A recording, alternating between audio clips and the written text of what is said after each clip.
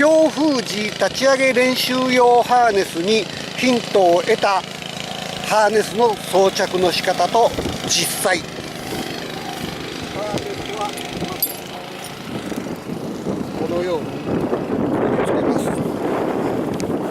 ここは足ベルト、胸ベルトつけるといかんのですけど、それをつけずにグライダーを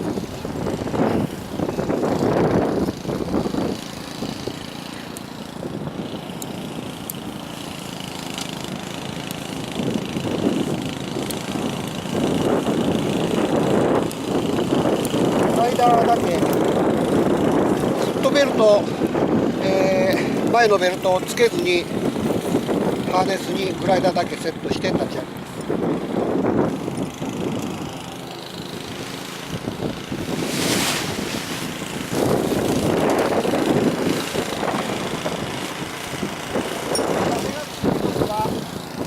万歳をします。